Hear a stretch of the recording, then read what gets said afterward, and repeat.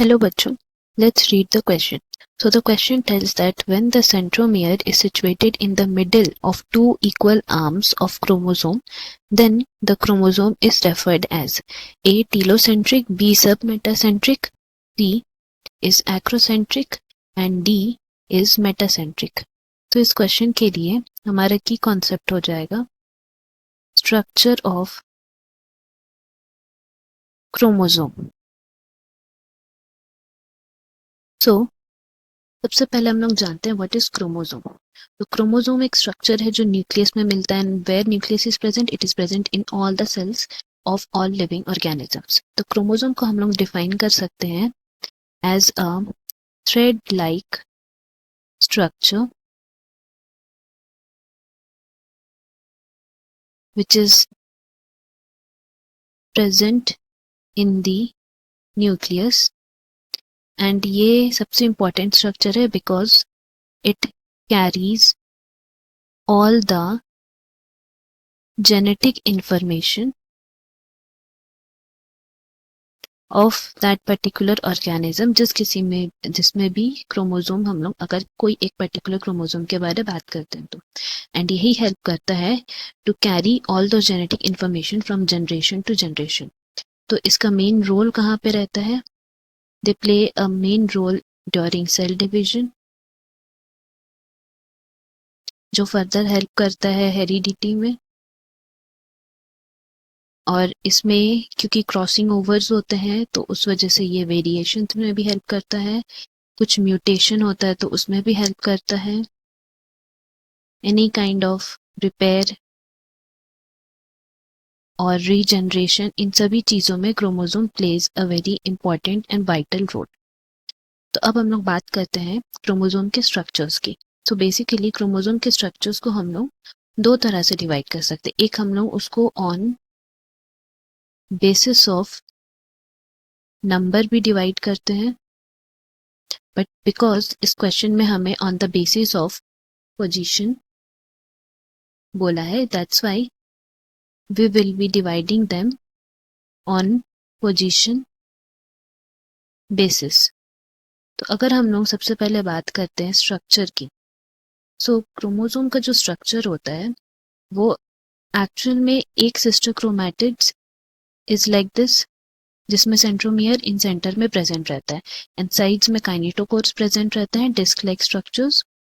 तो ये एक सिस्टर क्रोमैटिड है एंड जब क्रॉसिंग ओवर होता है and two sister chromatids come together, like ये एक और क्रोमोसोम है जिसमें काइनेटोकोर सेंट्रोमियर्स प्रेजेंट रहता है एंड जब क्रॉसिंग ओवर होता है तो ये सिस्टर क्रोमैटिड्स कुछ इस तरह से बन जाते हैं जहाँ पे सेंटर में अगेन सेंट्रोमियर प्रेजेंट रहता है. तो इसको हम लोग क्रोमोसोम बोलते हैं and these are chromatids. We can write here these as chromatids and ये है क्रोमोसोम. तो अब हम लोग बात करते हैं ऑन पोजीशन बेसिस पे. हम लोग 4 पार्ट्स में इसको डिवाइड करते हैं. दैट इज सबसे पहला है टीलोसेंट्रिक. तो telocentric can be defined as rod like chromosome, जहाँ पे सेंट्रोमियर के पोजीशन के बेसिस पे हमने डिवाइड किए थे. तो सेंट्रोमियर एट प्रॉक्सिमल एंड में प्रेजेंट रहता है.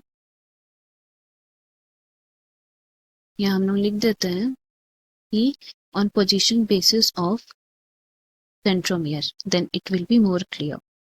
तो टीलोसेंट्रिक के केस में सेंट्रोमियर प्रॉक्सिमल एंड में प्रेजेंट रहता है, जिसके वजह से इसमें कोई भी टी आर्म नहीं प्रेजेंट रहता, या शॉर्ट आर्म भी बोलते हैं इसको,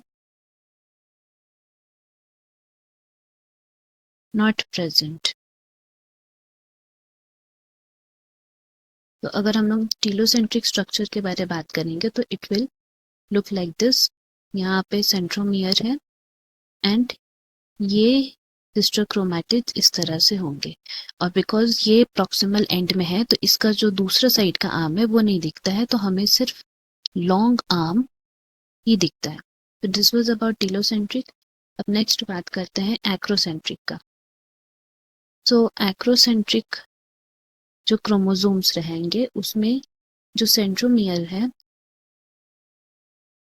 that centromere is present at one and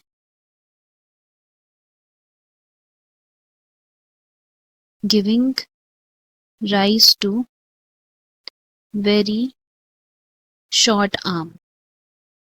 तो अगर हम लोग इसकी स्ट्रक्चर के बारे में बात करते हैं तो उसकी स्ट्रक्चर कुछ इस तरह दिखेगी एक्रोसेंट्रिक के लिए। यहाँ पे शॉर्ट आर्म्स इस तरह प्रेजेंट रहेंगे, another will be very long arm and हमारा सेंट्रोमियर इस जगह में प्रेजेंट रहेगा। सो इस वजह से ये हो गया हमारा बहुत ही शॉर्ट आर्म या P arm and this is long arm या क्यू आर्म। नेक्स्ट जो स्ट्रक्चर है वो हम लोग बात करते हैं तीसरा, दैट इज सब मेटासेंट्रिक। तो सब मेटासेंट्रिक की अगर बात करेंगे तो इसमें इसको हम लोग एल शेप्ड या जे शेप्ड भी बोल सकते हैं,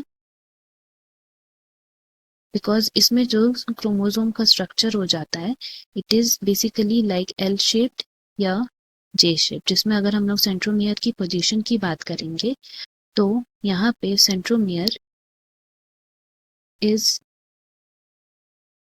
वेरी नियर टू सेंटर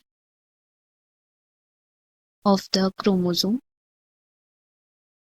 जिसके वजह से थोड़े से अनइक्वल आर्म्स प्रेजेंट रहते हैं। तो अगर हम लोग सब मेटासेंट्रिक की पोजीशन के बारे में बात करेंगे तो यहाँ पे स्ट्रक्चर्स हमें थोड़े से इक्वल लगेंगे but it will not be actually equal. तो हमारा सेंट्रोमियर यहाँ प्रेजेंट रहेगा जिसमें देख सकते हैं ये थोड़ा सा अनइक्वल हो गया है, शॉर्ट आर्म इसको बोलेंगे, और ये हमारा हो जाएगा long arm.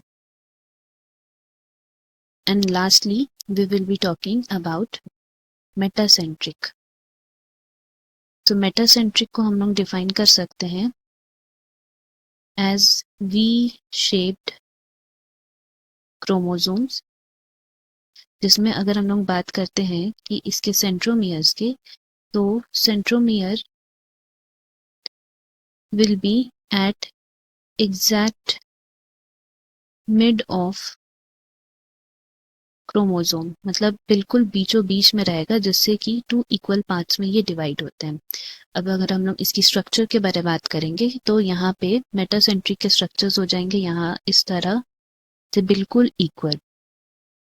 As we can see ये एकदम दोनों साइड से इक्वल है and short arm and long arm दोनों जो है बोथ विल बी